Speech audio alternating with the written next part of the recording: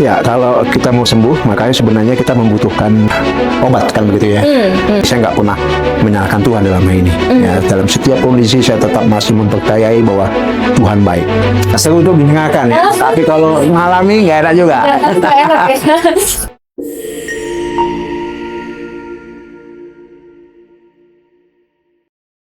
Sesuatu yang besar sudah terjadi, sedang terjadi, dan akan terus terjadi. Selamat malam sahabat curhat bersama dengan New Life dimanapun Anda berada pada malam hari ini.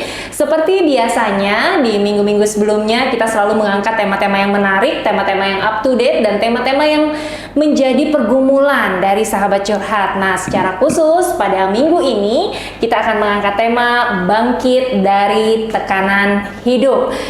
Apakah Anda saat ini sedang mengalami posisi di mana Anda merasa tekanan hidup begitu berat?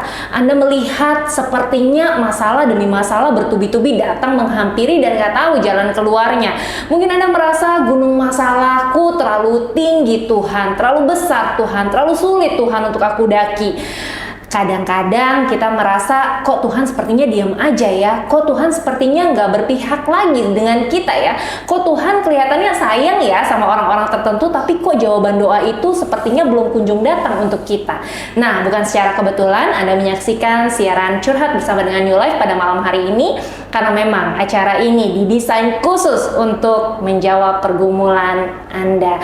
Pada malam hari yang luar biasa ini kita kedatangan narasumber yang luar biasa, dahsyat, dan selalu mantap tentunya. Siapa lagi? Tidak lain tidak bukan, beliau adalah public figure-nya Kota Batam ya, ikonnya Batam. Kita sambut Bro Yudi Sanjaya. Oke, terima kasih Bu Dita. Luar biasa ini saya sebut ikon Batam ini ya. Kalah di Batam Barelang itu ya. Gimana kabarnya nih Bro? Wah, baik, puji Tuhan. Semua dalam pemeliharaan Tuhan ya. Kayak kita yakin bahwa hidup kita kan adalah anugerah Tuhan kan. Ya. Dan selalu bersemangat terus. Selalu bersemangat. Kita tahu bahwa hidup kita memang tidak selalu mudah, tetapi semangat itu menjadi penting. Ya kan?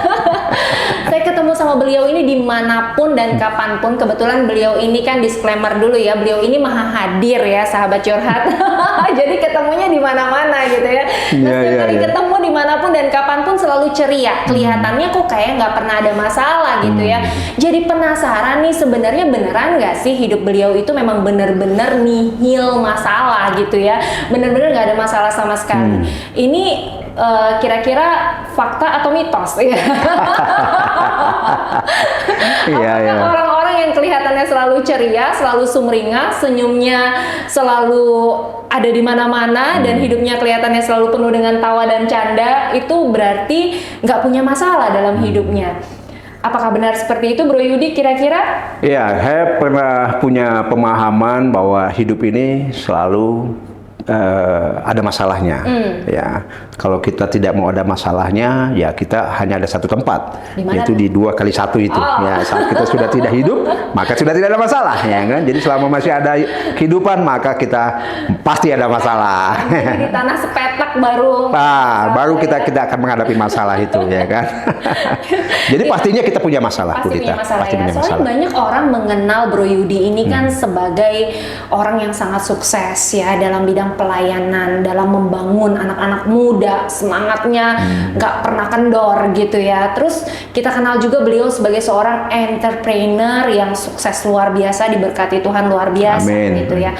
Nah, tapi tadi sempat di-spill dikit gitu ya, pasti ada masalah gitu. Boleh nggak ya ceritain ke kita nih sahabat curhat, kira-kira pernah ngalamin masalah terburuk seperti apa di bidang ekonomi nih? Oh, terutama ekonomi di bidang, ya. Okay. Ya, di bidang yang terkait dengan membangun bisnis, membangun usaha. Ya, oke. Jadi memang dimensi kehidupan kita beragam ya kan, banyak masalah, baik masalah kesehatan, bisa masalah hubungan ya. Jadi kalau memang menyangkut masalah ekonomi ya, ini kayaknya adalah masalah kita semua sebenarnya ya. Kita selalu diperhadapkan dengan namanya kebutuhan ya kan, kita harus tetap survive, kita harus tetap punya penghasilan dalam kehidupan ini ya. Meskipun uang bukan segala-galanya, tapi ternyata segala-galanya juga butuh uang. Iya, kalau mengingat apa yang saya alami ya, satu titik di mana saya pernah punya masalah dalam ekonomi ya. Kalau saya sebagai pengusaha tentu masalah dalam bisnis itu adalah hal yang ya saya mau katakan biasa ya, bukan berarti biasa itu bahwa kita menyukai ya, tetapi memang itu tidak bisa dihindari ya. Dalam dunia usaha itu naik turun ya, laku dan tidak laku ya, lagi laris tidak laris ya, untung dan rugi itu adalah sesuatu yang memang melekat dalam kehidupan seorang entrepreneur ya. Tapi kalau ditanya titik manakah yang pernah punya pengalaman yang bisa dibagikan, yang titik yang terburuk dalam tanda kutip begitu ya, yang paling berkesan ya, saya teringat dengan tahun 2008 ya, karena kalau sahabat curhat semua mengingat bahwa tahun 2008 itu adalah masa krisis kedua, ya, krisis moneter yang kedua. Setelah tahun 98 yang pertama, lalu tahun 2008 adalah yang kedua. Nah, waktu 98 saya tidak terlalu terpengaruh imbasnya karena waktu itu saya adalah seorang pekerja, di mana sebagai karyawan tentu kita sudah punya penghasilan yang secara pasti, yang ajak ya, pasti. Jadi terjadi gonjang-ganjing ekonomi di Indonesia, kita nggak terlalu terasa. Tapi waktu tahun 2008 karena saya adalah waktu itu sudah terjun dalam dunia entrepreneur, saya membangun beberapa usaha, tidak hanya satu usaha, karena saya termasuk adalah orang yang cukup berani mengambil tindakan, ya, coba sana, coba sini, begitu ya. Tahun 2008 itu waktu yang sangat luar biasa menurut saya, karena di satu titik saya mengalami peak puncak ya. Saya ingat sekali waktu itu saya habis beli mobil baru, beli rumah baru lebih besar ya, tipe 216 ya, waktu itu cukup besar, mobil juga mobil baru. Tapi ternyata setelah mengalami peak, dihantam oleh krismon itu, yang usaha yang tadinya baik-baik saja, akhirnya tidak menjadi baik-baik saja. Ya. Tiba-tiba orderan begitu hilang, lenyap, stop gitu ya, karena semua mengambil langkah efisiensi, ya kan, karena waktu itu saya bergerak di bidang fabrikasi, ya, ke manufacturing, manufacturing mengambil langkah untuk menghemat, lalu mereka cost down dan mereka tidak melakukan inovasi, karena saya waktu itu bergerak di bidang inovasi, bagaimana mengimprove proses produksi menjadi lebih baik. Nah, semuanya stop, ya kan, jadi itu yang paling saya ingat ya, yang biasanya kita orderan begitu banyak, income begitu besar, tapi tiba-tiba hilang, dan itu merupakan pukulannya besar waktu itu. Nah itu kalau ditanya masanya, itulah masanya tahun 2008. Shock nggak waktu mengalami hal itu? Pasti ya, setiap orang kan punya ini ya, zona nyaman begitu ya. Saat zona nyamannya hilang, ya bagaimanapun juga sehebat apapun kita pasti akan mengalami shock, ya, mengalami kaget, mengalami kok bisa begini, kok bisa terjadi begitu ya. Tentu kita kan selalu hidup dalam harapan bahwa hidup ini baik-baik saja, termasuk usaha kita semua baik, kita untung terus, penghasilan besar terus, kita seperti itu. Tetapi ternyata dalam hidup ini tidak selalu berpihak seperti itu. Ada masa-masa di mana kita diperhadapkan dengan kesulitan seperti itu. Contohnya di tahun 2008 itu, dan itu membuat saya tentu mengalami shock ya, kaget, dan juga ya tentu kita harus mengambil langkah-langkah tertentu untuk bisa mengatasinya. Dan langkah apa yang kemudian Bro Yudi ambil gitu ya untuk memitigate ya, untuk memitigasi hal tersebut supaya nggak terlalu jauh nih, karena kan income otomatis stop ya, berarti ya, karena orderan juga stop gitu. Sementara mungkin ada beban, beban cukup besar karena membayar karyawan, membayar fixed cost namanya ya, sewa ruko dan seterusnya betul. Saya harus akui begini, kehidupan saya tidak terpisah dengan kehidupan spiritual, ya kan. Ekonomi, kalau kita bilang adalah kehidupan secara sekuler, begitu ya. Tapi kehidupan kita nggak boleh terpisah dengan spiritual. Jadi waktu saya mengalami hal tersebut, pertama yang saya lakukan adalah bagaimana menarik diri untuk mengevaluasi sejauh mana kemampuan saya bisa menahan itu semua, ya. Bukan dengan cara-cara secara ekonomi, tetapi secara spiritual. Ya, saya kembali ke ruang doa saya, dan saya berdoa dan bertanya sama Tuhan, what happened, apa yang terjadi ya. Dan waktu itu tidak ada jawaban apapun, ya kan. Tapi yang jelas dengan doa akhirnya membuat saya tentunya tetap kuat dan tetap melangkah ke depan. Ya, ada langkah-langkah yang harus dilakukan. Itu yang pertama. Jadi secara spiritual kita itu yang membuat kekuatan saya tetap bisa bertahan. Ya, karena dengan spiritual itu juga saya punya pemahaman begini bahwa Tuhan tidak pernah memberikan pencobaan lebih besar daripada kemampuan yang saya bisa pikul.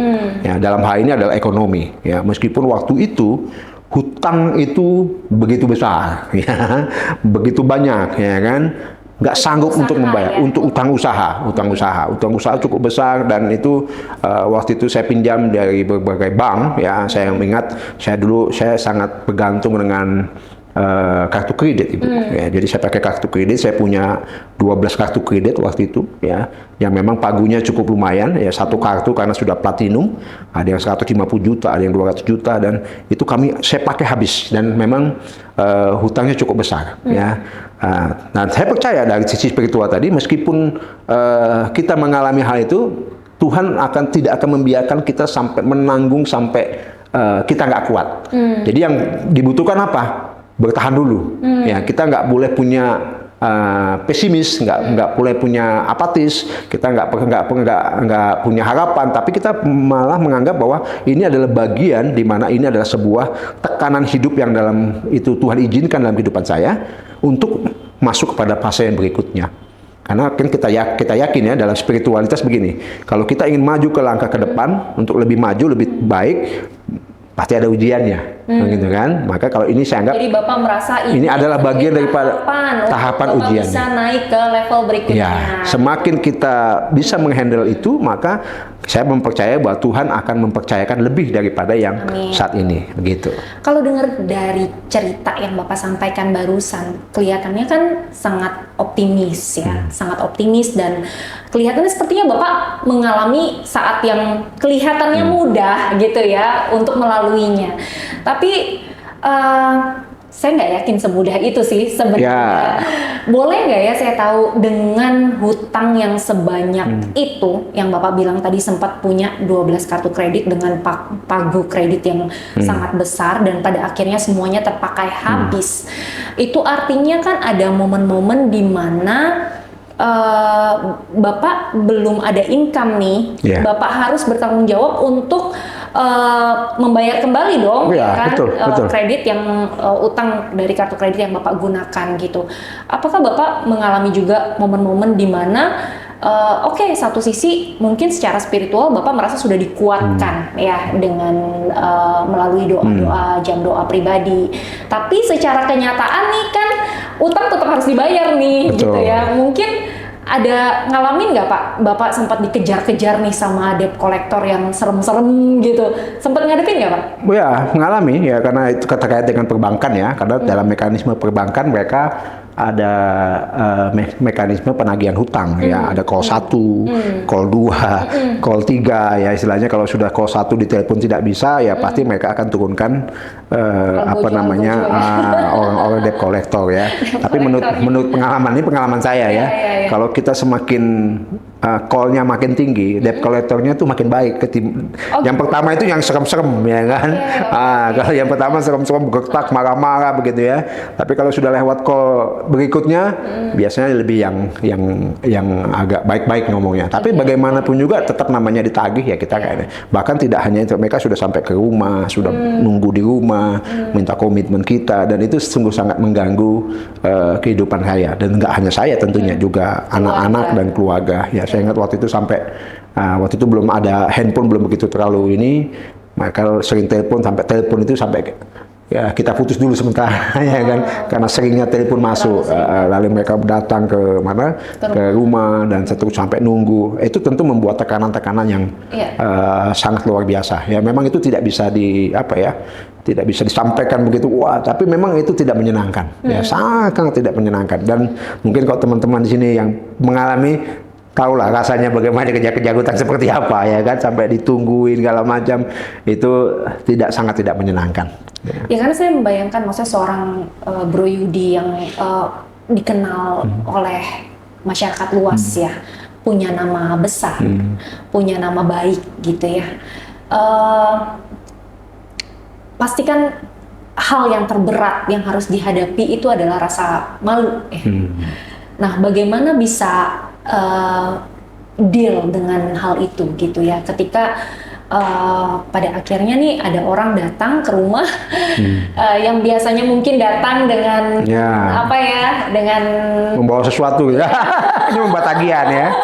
Tapi kali ini datang dengan membawa amarah mungkin gitu ya, atau datang dengan mungkin kadang dengan sikap yang kurang sopan gitu. Nah, bagaimana Bro Yudi menghadapi hal ini dengan juga menjaga nama baik ya, dalam artian tetangga-tetangga di sekitar kan pasti juga akan melihat misalnya gitu ya, dan orang lain yang mungkin sebenarnya tidak harus tahu tapi bisa jadi juga tahu dan bisa punya pandangan yang negatif gitu karena hal itu. Bagaimana cara menghadapinya? Ya, seperti yang disampaikan Bu Dita, jadi cara menghadapi masalah ya kita hadapi sebenarnya ya. Karena semakin kita menghindarinya, maka itu masalah itu makin membesar ya kan. Saat misalnya debt collector datang lalu menagih dan kita mencoba menghindar, maka mereka akan melakukan aksi-aksi untuk menarik perhatian sekeliling keluarga lingkungan. Tapi kalau kita temuin lalu kita dealing dengan mereka, menjanjikan kapan bisa membayar, maka semuanya sebenarnya tidak menjadi sebuah gejolak ya kan. Yang penting adalah bagaimana kita kooperatif gitu ya, kita hadapi mereka segala macam ya kan, karena memang kalau kita makin menghindar ya makin nggak selesai masalahnya begitu. Jadi menurut saya kalau cara menghadapinya ya kita hadapi ya, kita nggak menghindar ya, kita buat deal dengan mereka, kita buat scheduling ya kan segala macam ya, dan saya yakin mereka punya prosedural juga dalam kalau dalam hal menagih utang tadi ya. Menarik karena Bro Yudi ada menyebutkan buat schedule, buat dealing. Apakah pada saat Bro Yudi bikin schedule dan bikin dealing itu sudah ada semacam PO dari perusahaan tertentu gitu ya, bahwa akan datang nih orderan segera gitu, coming soon orderan segera untuk bisa mengcover biaya-biaya ini? Apakah sudah ada sesuatu yang pasti di tangan gitu ya, sehingga Bro Yudi berani nih bikin komitmen, bikin dealing dan bikin schedule gitu kepada pihak luar yang datang udah dengan situasi yang nggak enak kan sebetulnya gitu ya? Terus terang ya belum ada. Ya, belum ada. Reading nih. Ya, belum ada. Jadi ya kita bikin waktu kita membuat schedule itu ya kita harus punya keyakinan tadi ya, kembali pada spiritualitas tadi ya. Waktu kita punya iman, kita punya keyakin bahwa pertolongan Tuhan itu pasti tepat pada waktunya.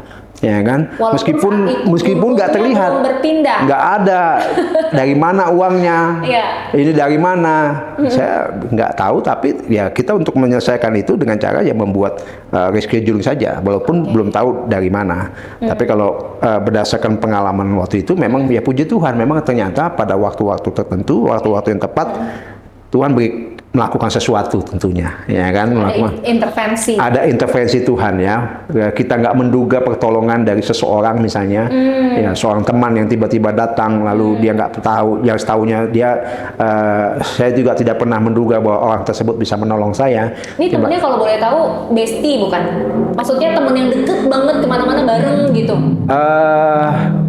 Jarang bareng, tapi termasuk dekat karena kami punya saling punya sahabat doa namanya, kami saling mendoakan begitu ya kan. Tapi nyangka nggak kalau pertolongan Tuhan itu datangnya nih dari yang bersangkutan? Nggak ada. Kalau sudah menyangka dari dia sudah kita hubungi duluan ya kan. Ya kan? Jadi nggak pernah menghubungi beliau? Nggak pernah menghubungi, ya tiba-tiba dia datang lalu kami bicara, lalu ada pergumulan yang disampaikan. Lalu dia langsung menawarkan sejumlah uang untuk bagaimana bisa menyelesaikan itu semua, meskipun dalam bentuk pinjaman, ya kan. Tetapi bisa menyelamatkan dalam beberapa waktu sampai saya bisa akhirnya mendapatkan kestabilan ekonomi. Ya, karena itu tadi, selain kita menghadapi itu, ya kita juga nggak boleh berdiam diri. Ya, kita harus membuat terobosan-terobosan untuk kita membuat sesuatu. Untuk kalau misalnya kita gagal di sini, ya kita jangan berfokus pada kegagalannya, tapi kita kerjakan sesuatu lagi untuk menghasilkan uang, ya whatever itu. Ya, jadi kita nggak boleh hanya berfokus hanya kepada satu kayak bidang saya ini. Nah, saya ingat waktu itu saya pindah bidang ya, dari itu pindah ke tempat makan, kan? Jadi dari yang tadinya bikin automation, jadi tempat makan. Jadi berubah jadi bisnis kuliner. Kuliner, lalu ada bisnis juga. Kulinernya berhasil dong pasti. gagal juga waktu itu. Jadi ini bukan pengalaman gagal yang pertama kali. Iya, langsung gagal lagi ya kan. Setelah itu gagal lagi. Oke. Mungkin kalau pikir wah ini pindah bidang ke kuliner, gagal lagi. Dan setelah gagal yang kedua, setelah itu merambah bisnis kemana nih? ke kontraktor waktu itu. Ke kontraktor. Ya, ke kontraktor dan juga ya membuat jalan ya. Nah, di situ agak lumayan. Lalu juga sebagai supply tenaga kerja waktu itu ya. Jadi saya rekrut tenaga kerja dari luar untuk supply di Batam. Oke. Salah satunya itu yang bisa menyelesaikan pelan-pelan gitu. Akhirnya bisnis yang ketiga yang akhirnya bisa mengembalikan pelan-pelan kondisi perekonomian. Ya, seiring dengan masa krismon sudah berakhir, ya kan, maka bisnis yang fabrikasi itu ya bangkit lagi, begitu kan, itu kan tidak tutup ya kan, tapi kan waktu itu karena kondisi krismon ya. Tapi setelah dunia sudah agak pulih ekonominya, maka orderan juga kembali lagi. Gitu. Jadi memang ada masa yang memang ekonomi sedang tidak baik-baik saja, secara dunia secara menyeluruh kan, begitu. Bisnis pertama kali gagal, dihantam sama krismon, mencoba bangkit, punya kepercayaan yang baru, bangun bisnis yang kedua, bisnis kuliner, tapi gagal money. Gagal lagi. Udah sempat 2 restoran saya buat tadi itu. 2 restoran lagi, berarti kesimpulannya kegagalannya itu yang pertama gagal di automation, yang kedua bangun restoran gagal, bangun lagi restoran yang ketiga dan gagal juga gitu ya pada saat itu. Ada nggak ya momen-momen di mana sempat menyalahkan diri sendiri gitu ya? Aduh kayaknya nih gue nggak cocok deh bikin usaha gitu ya. Jangan-jangan calling gue bukan jadi entrepreneur nih gitu. Sempat nggak ngalamin fase-fase menyalahkan diri sendiri? Ya, setiap orang pasti punya fase keraguan namanya ya, dimana waktu kita dalam posisi sulit, lalu kita menganggap wah kayaknya jangan-jangan ini bukan ini, begitu ya, jalan hidup kita, bukan passion kita. Tapi saya pernah mengalami itu juga, tetapi selalu saya mencoba menepis kembali kepada visi besar namanya ya, tujuan besar. Karena semenjak waktu saya meninggalkan pekerjaan saya di tahun 2002 ya, itu saya sudah menyatakan diri bahwa jalur saya adalah jalur entrepreneur ini. Ya, jadi whatever saya tidak kembali lagi ke sebagai pekerja, sebagai karyawan. Jadi tinggal di jalur inilah bagaimana kita berinovasi ya. Kalau satu bidang tidak berhasil, saya coba lagi bidang yang kedua dan seterusnya. Karena dari situ saya punya keyakinan begini. Tidak selalu kita mengalami kegagalan, pasti ada satu saatnya tertentu Tuhan pasti berikan kita keberhasilan. Wow, gitu. Keyakinan itu pada akhirnya membuat seorang Bro Yudi Sanjaya untuk keep moving forward. Iya. Terus nggak selalu kita gagal, pasti ada waktunya kita pasti berhasil. Keren banget ya, karena ya banyak orang ketika gagal pertama kali mungkin masih bisa bangkit, tapi gagal untuk yang kedua kali kayaknya lebih susah gitu ya untuk bisa bangkit. Sempet mohon izin nih, boleh tanya nggak ya sedikit? Sempet kalau tadi nyalahin diri sendiri, ternyata bisa dihadapin. Sempet nyalahin Tuhan nggak? Puji Tuhan ya, saya punya keyakinan ya, karena di balik background saya sebelumnya kan saya bukan orang yang baik-baik saja begitu ya. Waktu saya ditangkap Tuhan dan saya yakin bahwa itu kasih karunia Tuhan sudah begitu besar sama kehidupan saya menganggap itu sudah cukup gitu ya. Jadi saya nggak pernah menyalahkan Tuhan dalam hal ini. Ya, dalam setiap kondisi saya tetap masih mempercayai bahwa Tuhan baik. Ya, meskipun dalam kondisi tidak baik. Nah, tinggal bagaimana kita mampu melihat kebaikan Tuhan itu di tengah-tengah ketidakbaikan kita. Itu yang memang nggak gampang ya kan. Bagaimana kita lapar tapi kita percaya bahwa Tuhan pasti kita kasih makan kita kan, itu kan nggak gampang juga kan. Saat kita punya hutang tapi kita yakin bahwa Tuhan memampukan kita untuk membayar pada waktunya ya, pada waktu yang tepat, maka itu yang membuat kita tetap percaya, tetap yakin bahwa Tuhan itu baik. Luar biasa. Jadi kebaikan Tuhan itu bukan diukur dari gimana kondisi dan keadaan kita, gitu ya. Tetapi kebaikan Tuhan itu sudah dinyatakan melalui karya salibnya yang sudah selesai dia. Jauh lebih besar daripada hanya utang-utang tadi kan.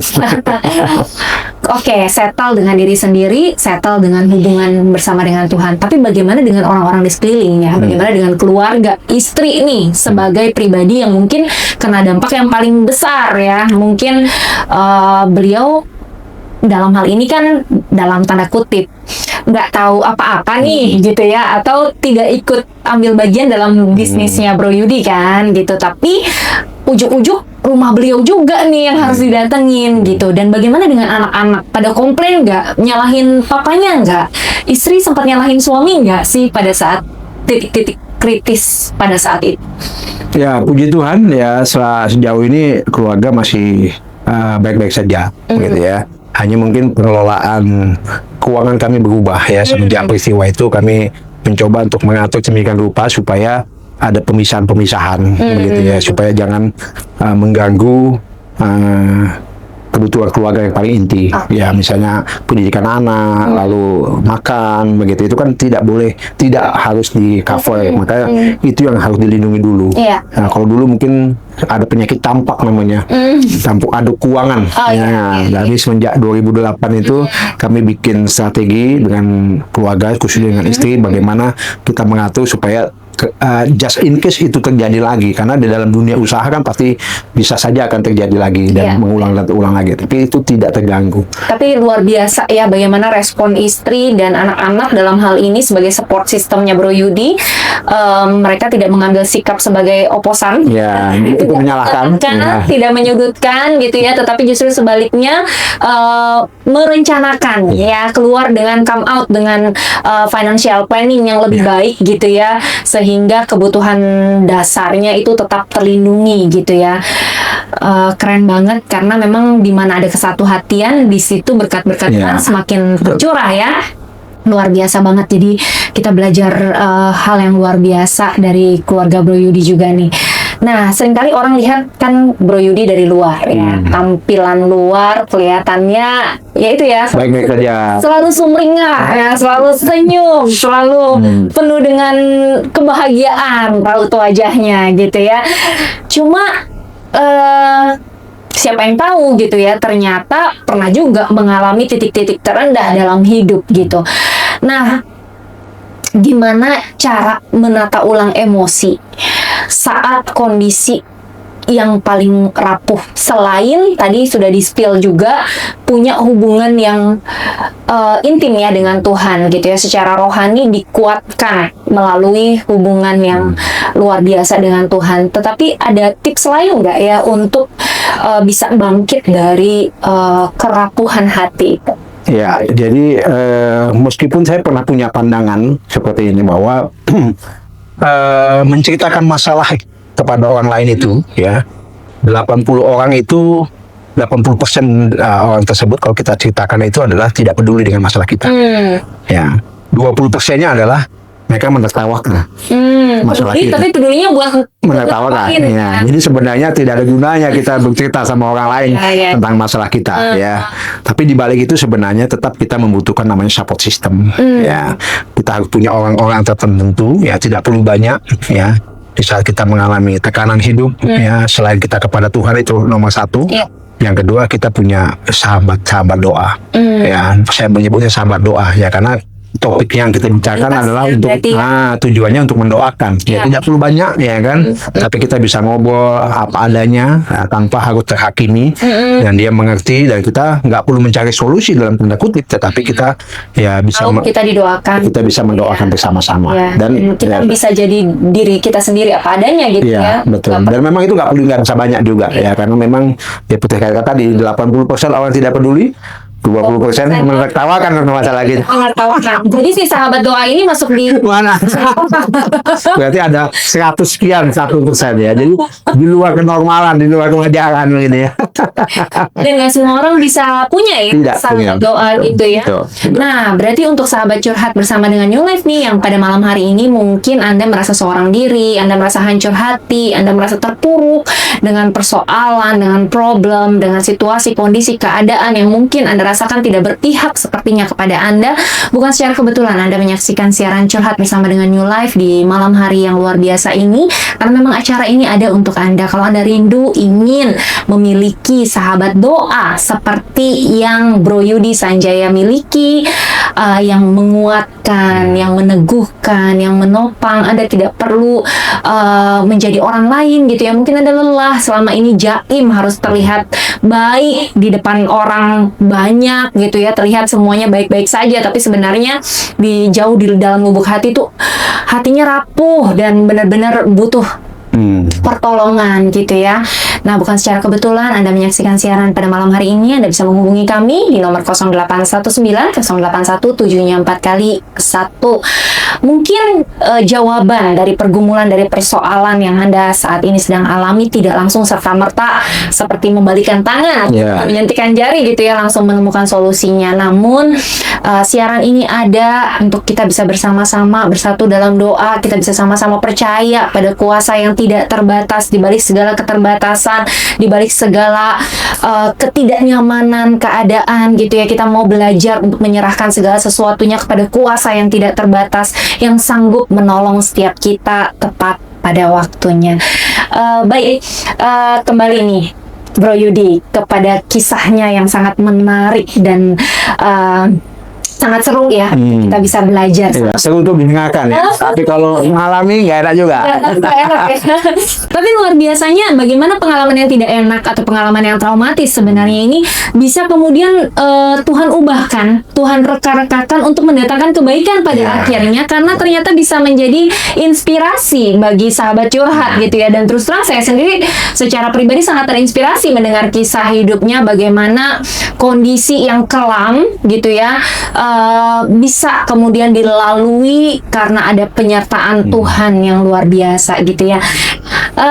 Kalau boleh tahu nih, menurut Bro Yudi, kira-kira Bro Yudi pernah lihat nggak ya kesalahpahaman apa sih yang banyak orang selama ini sering anggap gitu ya tentang proses penyembuhan rohani, tentang proses penyembuhan rohani dan penyembuhan emosional gitu ya.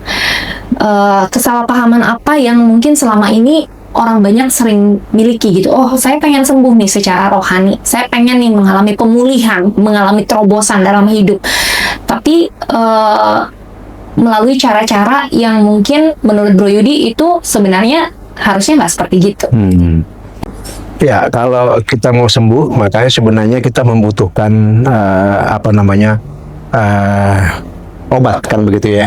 Nah, seringkali kita pertama waktu kita dalam kondisi seperti itu, kadang-kadang kita merasa tidak dalam kondisi membutuhkan obat.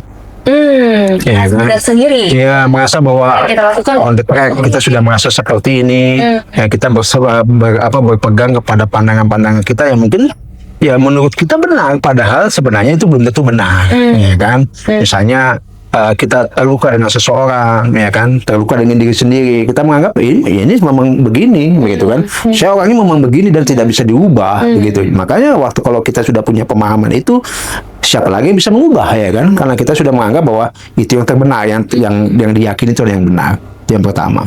Yang kedua adalah seringkali sebaliknya, kadang-kadang kita malah menghukum diri kita sendiri dengan menganggap bahwa oh wajar, ini adalah kesalahan saya dan memang saya layak mendapatkan ini, mendapatkan hukuman ini. Oh, saya terpuruk ini karena mungkin kesalahan saya, mungkin karena dosa saya, mungkin karena orang tua saya, ya kan. Akhirnya kita tidak melakukan apa-apa dan hanya sekedar menerima ya sudahlah, ya kan, ya memang sudah seperti inilah kondisi saya seperti itu. Akhirnya dia tidak melakukan apapun. Makanya tidak akan ada obat yang bisa ini kan, meskipun dikasih obat pun mungkin dia tidak minum obat itu, ya kan, sehingga dia tetap dalam kondisi seperti itu, ya kan. Luar biasa banget ya. Ya, jadi memang di saat kita sedang mengalami kondisi di mana kita sedang mengalami titik terendah dalam hidup kita, penting juga bagi kita untuk kita juga merefleksi kembali gitu ya. Merefleksi kondisi kita. Kondisi kita apa, keyakinan-keyakinan apa, nilai-nilai apa yang mungkin selama ini kita pegang gitu ya. Dan kita juga belajar untuk kembali berfokus kepada rencana Tuhan, berfokus pada apa yang Tuhan ingin lakukan di dalam kehidupan kita. Baik, menarik banget ya apa yang sudah kita dengar, apa yang sudah kita sama-sama belajar ya melalui kisah hidup dari seorang Bro Yudi pada malam hari yang luar biasa ini. Namun sayang sekali waktu juga yang pada akhirnya harus memisahkan kita nih, Bro Yudi.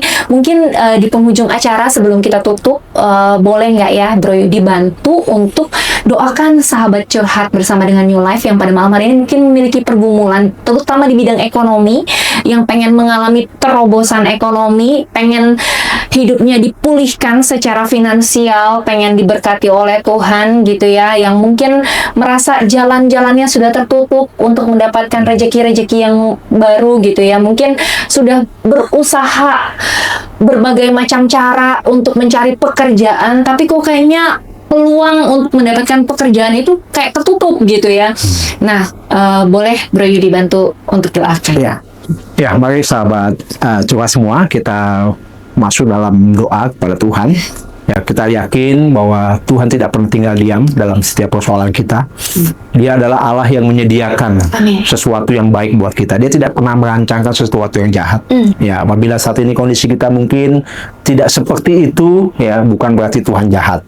Ya, mungkin belum waktunya atau sedang Tuhan persiapkan kita masuk dalam prosesnya. Yuk kita doa sama-sama. Bapa di sorga, kami yakin Kau adalah Allah yang punya kasih yang begitu besar dan kuasa yang begitu dahsyat dalam kehidupan kami. Engkau tidak pernah meninggalkan kehidupan kami, Tuhan, sedetik pun. Engkau peduli kehidupan kami. Engkau tahu apa yang kami alami. Engkau tahu keterpurukan kami. Engkau tahu permasalahan kami. Engkau tahu tekanan hidup kami. Engkau tahu pergumulan-pergumulan kami, Tuhan. Apapun itu, Tuhan. Saat ini, Tuhan, kami mau menyerahkan keberadaan kami ke dalam tangan kasih-Mu. Kami adalah umat tebusan-Mu, Tuhan. Kami adalah orang-orang yang Kau kasihi. Kami meyakini, Tuhan, kami adalah orang yang Kau kasihi. Engkau merancangkan hal-hal yang baik dalam kehidupan kami. Tuhan, bila saat ini kami dalam kondisi yang tidak baik, Tuhan, ada tekanan hidup yang menerpa kehidupan kami, ada badai kehidupan kami yang sedang kami hadapi. Mungkin itu adalah sakit penyakit kami, mungkin itu adalah masalah pekerjaan kami yang saat ini kami mungkin belum punya bekerja, mungkin masalah bisnis kami, Tuhan, dan mungkin masalah banyak lagi permasalahan-permasalahan yang sedang kami hadapi. Tuhan, kami mempercayai Engkau melebihi daripada permasalahan itu. Engkau sanggup melakukan, Tuhan, bahkan Engkau memberikan jalan keluar, Tuhan, tepat pada waktunya, Tuhan. Saat ini, Tuhan, kami mengangkat tangan kami, Tuhan, meminta supaya Engkau turun tangan dalam kehidupan kami, Tuhan. Kami tidak mau menyalahkan Engkau, Tuhan. Kami tidak mau menyalahkan keadaan, Tuhan. Kami mau tidak menyalahkan diri kami sendiri, Tuhan. Tapi kami mau mempercayakan semua dalam tangan kasih-Mu. Pada waktunya, Tuhan, Engkau akan memberikan pelangi di balik hujan ini, Tuhan. Kau memberikan sesuatu yang indah di dalam setiap badai kehidupan kami, dan Kau akan memberikan jalan keluar. Terima kasih, Tuhan, kami mau bersyukur saat ini, Tuhan, bahwa jalan keluar sudah siapkan bagi kami. Yang belum bekerja, Kau sudah siapkan pekerjaan buat kami. Yang saat ini kami sedang merugi, Kau akan siapkan keuntungan bagi kami. Yang saat ini kami sedang berhutang, Kau sudah siapkan, Tuhan, supaya kami mampu untuk membayar hutang-hutang dan kewajiban kami. Dan seluruh persoalan kehidupan kami, Tuhan, aku percaya dan kami percaya, Tuhan, Engkau sudah siapkan, Tuhan, jalan keluar bagi setiap kami. Terima kasih, Yesus. Terima kasih, Engkau adalah Allah yang baik. Di dalam nama Tuhan Yesus, haleluya. Amin. Amin. Wow, luar biasa sekali. Ya, terima kasih banyak Bro Yudi. Ya. Sudah mau spill. Ya. Sudah Bongkar-bongkar ya. Soalnya memang kabarnya katanya hal-hal seperti gini Jarang, betul. Mungkin ini pertama kali saya ngomong ini ya. What privilege ya, sahabat curhat, kita bisa mendengar langsung fresh dari sumbernya gitu ya. Terima kasih banyak Bro Yudi untuk waktunya, terima kasih juga untuk hatinya. Nah, sebelum kita menutup acara ini, boleh dong kasih kita quote nih untuk membangun setiap sahabat curhat dimanapun sahabat curhat berada, supaya terus berapi-api dan terus berkobar-kobar dalam berjalan bersama-sama dengan Tuhan. Silakan. Oke, jadi setiap orang ada masanya, setiap masa ada orangnya, ya. Jadi setiap masa itu ada berganti. Jadi apabila saat ini kita dalam kondisi sulit, pasti ada gembira. Jadi kalau kita dalam kondisi dalam tekanan hidup, saya percaya seperti ya, waktu kita ditekan, maka kita siap untuk melejit. Jadi oleh karena itu bertahan dalam saat tekanan, dan kita disiapkan oleh Tuhan untuk bangkit, dan kita akan melejit bersama dengan Tuhan. Wow, dahsyat. Luar biasa banget. Terima kasih sekali lagi untuk waktunya, terima kasih untuk hatinya, terima kasih sudah berkenan bongkar-bongkar. Kalau nggak dicurhat nggak berani saya ini ya. Dan bersyukur banget karena kita pada malam hari ini dapat banyak sekali insight-insight yang luar biasa untuk menjadi bekal bagi setiap kita, untuk kita boleh terus nih berlari-lari pada panggilan sorgawi, jadi semakin excited untuk menghadapi waktu-waktu ke depannya karena kita percaya berjalan bersama dengan Tuhan, the best is yet to come, the best is yet to be. Jadi yang terbaik masih menanti kita ke depannya. Amin. Ya, baik sahabat curhat bersama dengan New Life, terima kasih atas waktunya, terima kasih juga atas hatinya yang sudah diberikan untuk bersama-sama menyaksikan siaran ini. Dan kami mohon maaf apabila selama siaran ini mungkin ada perkataan, sikap, tingkah laku kami yang mungkin kurang berkenan. Tujuan dari acara ini hanyalah supaya acara ini boleh menjadi berkat bagi kita semua. Saksikan terus siaran curhat bersama dengan New Life setiap hari Kamis jam 7 malam hanya di YouTube channel New Life Batam. New Life. Life